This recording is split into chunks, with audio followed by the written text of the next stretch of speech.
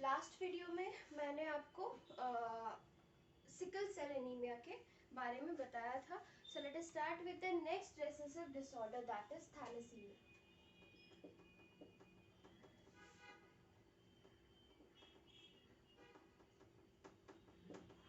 Thalassaemia thalassemia भी एक blood related disorder है ना. Just like sickle cell anaemia, it is also a blood related disorder.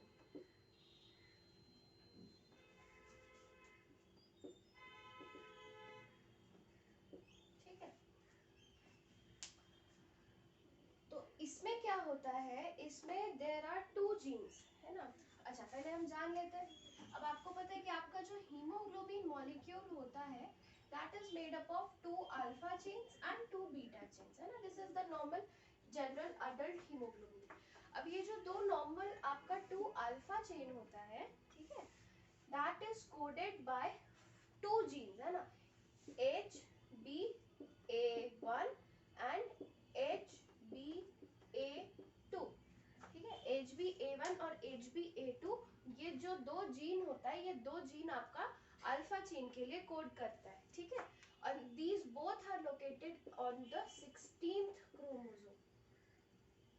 ठीक है, और आपका एनसीईआरटी एक लाइन लिखता है कि it is coded by 2 closely linked genes, है ना. अब क्लोजली लिंक्ड जीन्स कहने का क्या मतलब है, बताइए आप. ऑब्वियसली उनके बीच में क्रॉसिंग ओवर का चांसेस बहुत कम होगा, है ना. तो अगर हम मान लेते हैं कि वो क्रोमोसोम 16th का वो आर्म है जहाँ पे आपका HbA1 जीन और HbA2 जीन प्रेजेंट है ना. And these two are very close, है ना, एकदम क्लोजली लिंक्ड है. तो अगर कोई पोर्शन का डिलीशन होता है तो बहुत ज्यादा चांसेस क्या है कि दोनों का दोनों आपका एक साथ ही डिलीट हो जाएगा. क्यों? Because they both are very close to each other, है ना. लिंकेज मैप्स में जब हम पढ़ाए थे तो वैसे ही these both are very close to each other. ठीक है, तो ये जो HbA1 और HbA2 जीन्स होते हैं, they are on 16th chromosome. तो अगर एक क्रोमोसोम, अगर एक हीमोग्लोबिन ग्लोबिन चेन के लिए दो जीन है, तो टोटल अलील्स कितना हो जाएगा जो अल्फा चेन के लिए कोड करता है. Total alleles will be 4. ठीक है, इसी तरह से बीटा चेन के लिए सिर्फ एक ही जीन होता है, दैट इज HBB, है ना. एक ही जीन होता है, that is HBB, and that is located on your 11th chromosome. ठीक है, this is located on your 11th chromosome. एक ही जीन होता है HBB जो कि बीटा के लिए ये कर रहा है. तो ऑब्वियसली इसमें कितना एलील्स होगा जो बीटा ग्लोबिन चेन के लिए कोड करेगा, 2 होगा. अब आप सोचिए कि किसी म्यूटेशन की वजह से ऐसा होता है कि इनमें से एक अलील अपना काम करना बंद कर देता है ना. एक अलील अपना काम करना बंद कर देता है. तो आप सोचिए इसमें से अगर एक अलील अपना काम करना बंद कर दिया तो क्या होगा. बाकी 3 तो काम करेंगे, 3 में से 2 छोड़ दिया, फिर भी बाकी 2 करेंगे, वो भी छोड़ दिया, फिर भी एक करेगा, और चारों नहीं करेगा, तब जाकर के आपका अल्फा वाला चेन में कुछ प्रॉब्लम आएगा. ठीक है, लेकिन बीटा वाले के साथ ऐसा नहीं है. बीटा वाले में सिर्फ एक ही जीन है जो कि बीटा ग्लोबिन चेन के लिए कोड करता है. तो अगर इसमें से एक ही हुआ तो वो कैरियर हो जाएगा, है ना, और दोनों गया तब तो उसमें बीटा ग्लोबिन चेन बनेगा ही नहीं. ठीक है, तो है ना. तो इसीलिए जो थैलेसीमिया होता है उसमें क्या होता है, थैलेसीमिया इज अ डिसऑर्डर जिसमें कि आपका कोई एक जीन, ये सब में से कोई एक अलील अपना काम करना बंद कर देता है, जिसके वजह से किसी एक चेन का सिंथेसिस अफेक्ट होता है ना. अगर HbA1 वाले जीन के कोई एक अलील जो होगा वो बनाना बंद कर दिया तो that will be alpha thalassemia ना. थैलेसीमिया हम नेम कैसे करते हैं, जो वाला ग्लोबिन चेन आपका बनना कम होता है या बनना बंद हो जाता है उसके वाले ऊपर के हम उसको नेम कर देते हैं ना. जैसे मान लेते HbA1 वाले जीन में अगर आपकी गलती है, वो वाला अगर आपका उसका एक अलील अल्फा चेन के लिए कोड नहीं कर पा रहा है तो वो किस टाइप का थैलेसीमिया हो जाएगा, that will be alpha thalassemia. ठीक है, उसी तरह से अगर बीटा वाले के लिए, अगर आपको बीटा वाला का कोई एक अलील अगर काम नहीं कर रहा है तो हम क्या बोलेंगे, दैट इज बीटा थैलेसीमिया. अब आप बताइए कौन सा डिजीज, कौन सा आपका टाइप का थैलेसीमिया ज्यादा मिलेगा आपको और ज्यादा डेंजरस होगा. तो obviously according to common sense beta thalassemia ज्यादा डेंजरस होगा. क्यों? क्योंकि इसमें सिर्फ 2 ही अलील है मेरे पास, एक भी खराब हो जाए तो तुरंत कैरियर स्टेट में चला जाएगा। लेकिन सिंस अल्फा चेन के लिए मेरे पास 4 एलील है, कोई एक या दो खराब भी होगा तो मेरे को उतना फर्क नहीं पड़ेगा, 2 या 3 फिर भी काम करेंगे, है ना। तो obviously beta thalassemia is more important, है ना। और हमको मिलता भी ज्यादा कौन सा है, बीटा थैलेसीमिया, क्योंकि अल्फा थैलेसीमिया वाले लोगों को कुछ उतना फिनोटिपिकली प्रॉब्लम नहीं होता, तो वो कई बार डायग्नोज भी नहीं होते, ठीक है, they are also not diagnosed. तो चलिए थोड़ा सा हम बीटा थैलेसीमिया के बारे में बात करते हैं, ठीक है। Let's talk about beta thalassaemia.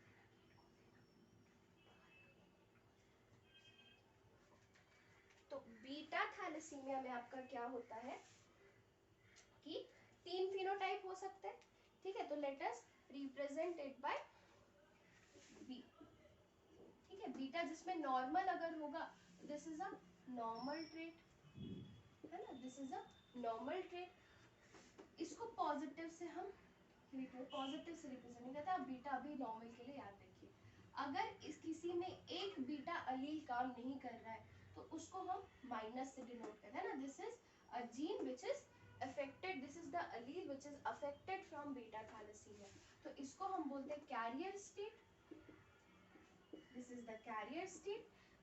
And इसमें इस टाइप के बीटा थैलेसीमिया से जो सफर करते हैं, those type of patients are known as beta thalassaemia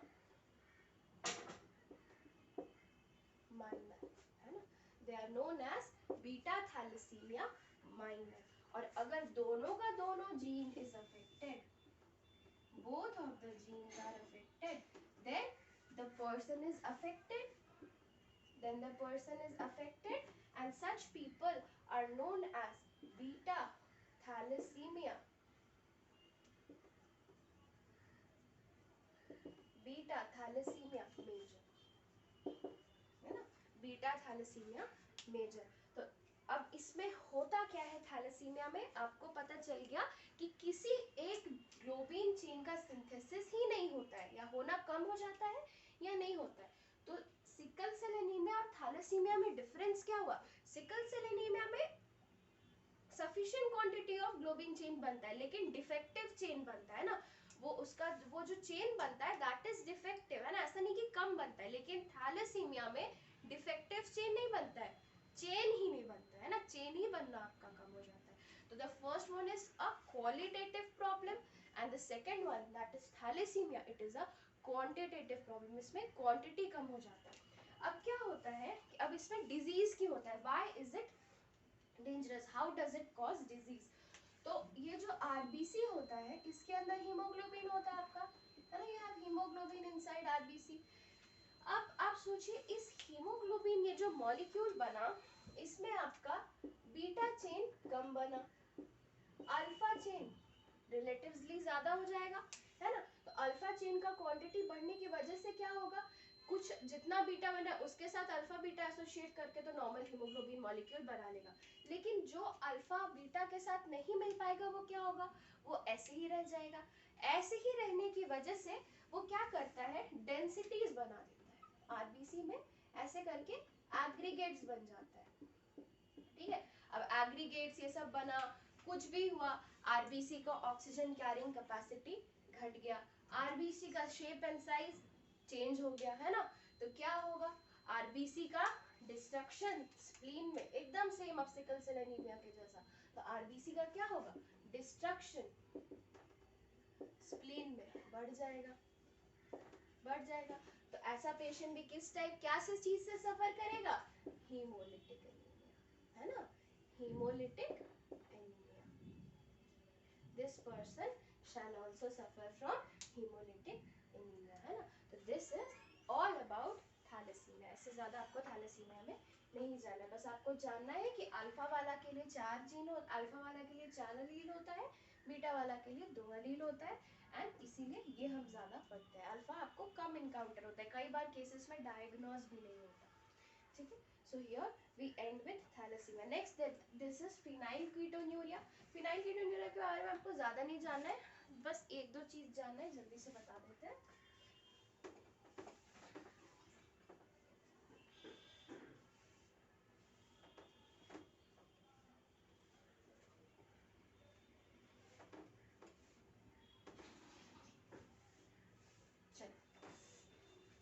so phenyl ketonuria,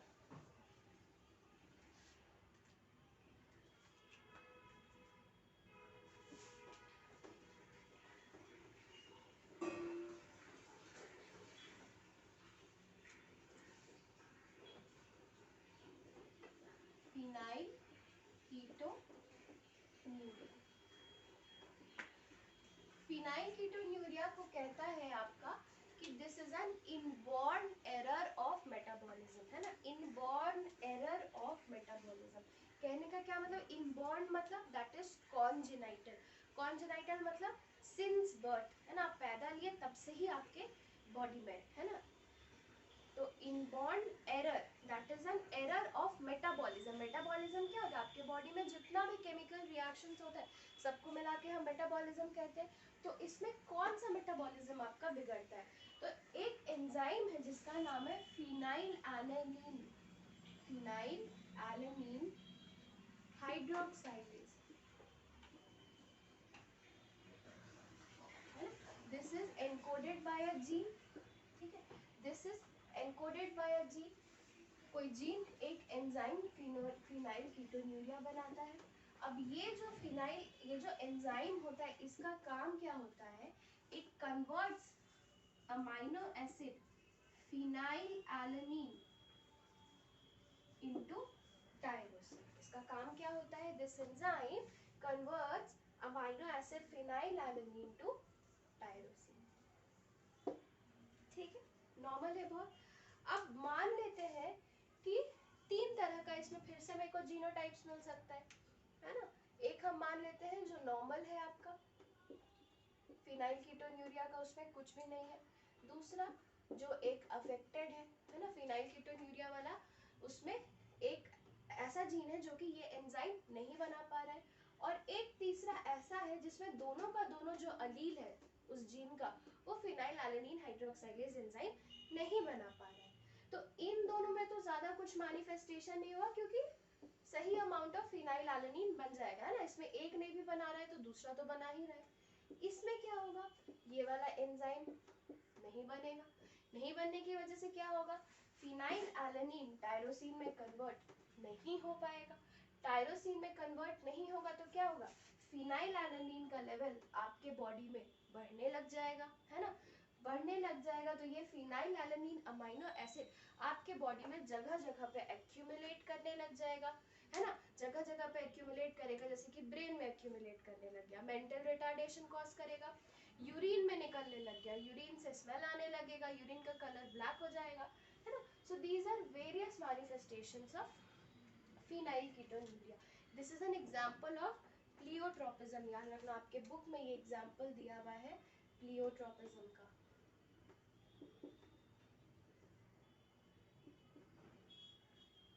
है ना, this is an example of pleiotropism आपके बुक में, है ना, क्योंकि एक जीन के खराब होने की वजह से आपका वेरियस टाइप्स ऑफ मैनिफेस्टेशंस, आपके फिनोटाइप्स आपके बॉडी में दिखता है। तो एक जीन जब बहुत सारा कैरेक्टर कंट्रोल करे तो what is that, that is pleiotropism. तो सो फिनाइल कीटोन्यूरिया में इतना ही आपको याद रखना, this is a inborn error of metabolism, it is a type of autosomal recessive disease. और उसके साथ क्या याद रखना है कि इसमें ये वाला एंजाइम होता है जो कि बनना बंद हो जाता है, जिसके वजह से फिनाइल एलानिन का एक्यूमुलेशन होता है। और आपके बुक में एक दो दिया हुआ है कि मेंटल रिटार्डेशन होता है ना, यूरिन आपका ब्लैक हो जाता है स्टैंडिंग पे। सो ये सब इसका आपका मैनिफेस्टेशन होता है। यहाँ फिनाइल कीटोन्यूरिया खत्म, तो यहाँ पे आपका मेंडेलियन डिसऑर्डर्स खत्म, ठीक है। सो let us now start with आपका क्रोमोसोमल डिसऑर्डर।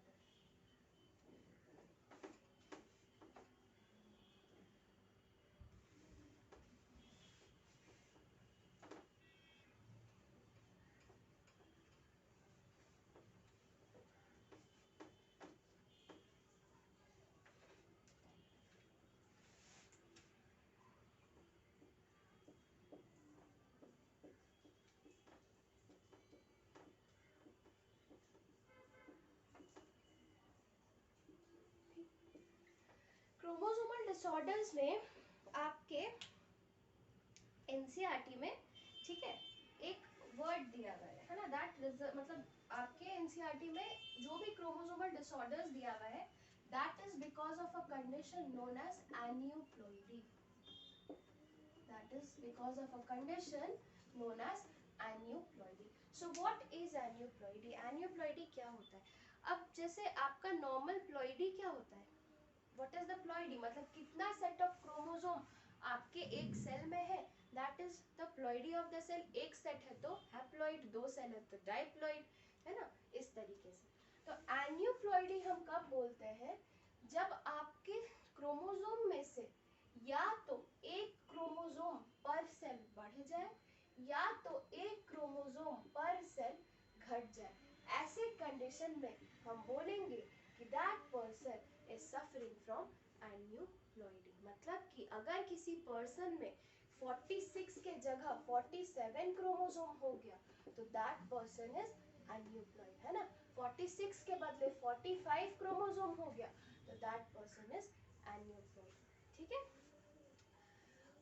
जब एक क्रोमोसोम घट जाता है तो आप सोचिए कि जो भी एक पेयर होगा, है ना, जो भी एक pair, her pair of chromosome होगा, कोई एक पेयर में से एक तो प्रेजेंट होगा, दूसरा वाला क्रोमोसोम प्रेजेंट नहीं होगा, बाकी सबका प्रेजेंट होगा दोनों जगह पे, है ना. किसी एक पेयर का एक क्रोमोसोम प्रेजेंट नहीं होगा तो इस कंडीशन को हम बोलते हैं मोनोप्लॉइडी.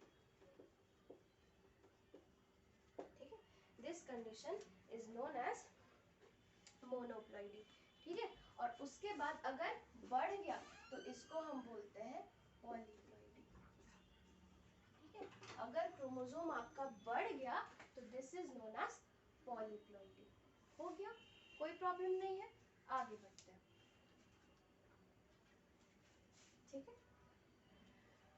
तो मोनोप्लॉइडी और पॉलीप्लॉइडी में आपका 3 एग्जाम्पल आपको आपके बुक में दिया हुआ है. ठीक है. आपको 3 डिसऑर्डर्स पढ़ना है. कौन कौन सा डिसऑर्डर्स पढ़ना है? So you have to read down syndrome, Turner syndrome and Klinefelter syndrome.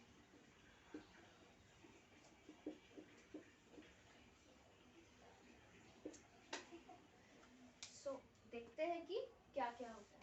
ये जो डाउन सिंड्रोम होता है इसमें 21st क्रोमोसोम आपका एक एक्स्ट्रा हो जाता है ना. There is 3 21st chromosome. ठीक है. इसको हम बोलते हैं डाउन सिंड्रोम. नाम डाउन सिंड्रोम क्यों है? क्योंकि लैंगडन डाउन ने डिस्कवर किया था, तो डाउन सिंड्रोम. ठीक है. तो अब इसमें सोचो एक क्रोमोसोम एक्स्ट्रा हो गया तो ये किसका एग्जांपल है? This is an example of polyploidy, है ना. ये किस टाइप का एन्यूप्लॉइडी है? This is an example of polyploidy. ठीक है. तो ये डाउन सिंड्रोम का देखो आपके बुक में बहुत अच्छा सा फोटो दिया हुआ है ना. बनाने में टाइम नहीं वेस्ट करते, बहुत अच्छा सा फोटो दिया हुआ है विथ ऑल द कैरेक्टर्स, है ना. तो इसमें क्या होता है, देयर इज ट्राइसोमी. 3 नंबर आपको मिलता है 21st क्रोमोसोम का. There is trisomy of 21st chromosome. तो ये बहुत अच्छा सा डायग्राम दिया है. इसका आपको फीचर्स याद रखना है. ठीक है. फीचर्स क्या है ना, फ्लैट हेड होगा, राउंड फेस होगा, इसका 2, है ना, कॉन्जेनाइटल हार्ट डिफेक्ट होगा, मतलब बचपन से ही उसको हार्ट डिफेक्ट होगा. 2 इसका बहुत इंपॉर्टेंट फीचर होता है. एक होता है आपका सियामियन क्रीज. सियामियन क्रीज क्या होता है, नेट पे जाके सर्च करना. ये जो आपका 2 लाइन होता है ना, ये आपका एक बन जाता है ना. These 2 lines are not different, ये एक हो जाता है. ठीक है. और ये जो लूप्स हमको नॉर्मल 3 लूप दिखता है अपने फिंगर्स पे, इनका मल्टीपल लूप्स होता है, बहुत सारा लूप्स होता है. ठीक है. So this is your down syndrome. ठीक है. टर्नर सिंड्रोम में क्या होता है, अच्छा उसके पहले क्लाइनफिल्टर डिस्कस कर लेते हैं. क्लाइनफिल्टर सिंड्रोम में क्या होता है कि आपका जो मेल्स होते हैं उनमें एक एक्स्ट्रा एक्स क्रोमोसोम होता है. नॉर्मल क्या होता है, मेल्स का क्रोमोसोम XY होता है, सेक्स क्रोमोसोम कॉम्पोजिशन. लेकिन मेल्स में अगर गलती से एक और एक्स्ट्रा एक्स क्रोमोसोम आ जाए तो हम उसको बोलेंगे कि क्लाइनफिल्टर सिंड्रोम हो गया. अच्छा ऐसा होता क्यों है, आपने सोचा है कभी कि ऐसा क्या होता है, ऐसा कैसे गैमेट फ्यूजन करता है कि आपका ऐसा हो जाता है। तो सोचो कि अगर मियोसिस हो रहा है ना, मियोसिस अगर आपका हो रहा है, क्लास 11th में पढ़े थे, तो मियोसिस में आपका एनाफेज आता है। एनाफेज में क्या होता है आपका ये क्रोमोसोम अलग होके दो अलग अलग सेल में बंटता है। गलती से क्या हुआ, कभी अगर गलती से ऐसा हुआ कि एनाफेज में कोई एक क्रोमोसोम आपका अलग नहीं हो पाया है ना, तो उसमें क्या होगा, एक ऐसा गैमेट बनेगा जिसमें वो वाला क्रोमोसोम 2 आ जाएगा, और एक ऐसा बनेगा जिसमें आएगा ही नहीं, है ना। तो जिसमें 2 आ गया वो वाला गैमेट अगर जाके फ्यूज करेगा तो क्या होगा, आपको पॉलीप्लॉइडी हो जाएगा, है ना, वो वाला क्रोमोसोम। अब जैसे मान लेते हैं ये नॉर्मल फीमेल गैमेट है, ठीक है, इसमें नॉर्मली एक क्रोमोसोम है। अब इसी का यहाँ पे एनाफेज में अगर ये अलग नहीं हो पाया, ये वाला गैमेट इसके साथ फ्यूज करेगा, तो क्या हो जाएगा, सेम टाइप का जो वाला क्रोमोसोम है उसका 3 हो जाएगा, है ना, देयर विल बी ट्राइसोमी 1 2 3, ठीक है। तो ये आपका हो गया, इसके चलते होता है, this is known as non disjunction,